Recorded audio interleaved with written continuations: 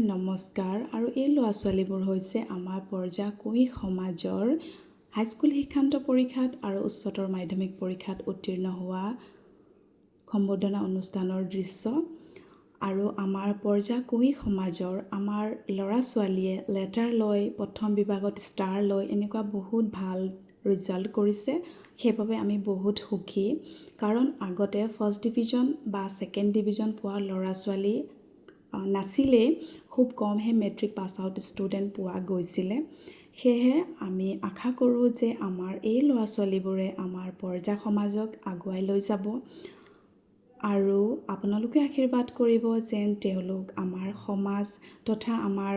দেশখনৰ একোজন ভাল ব্যক্তি হওক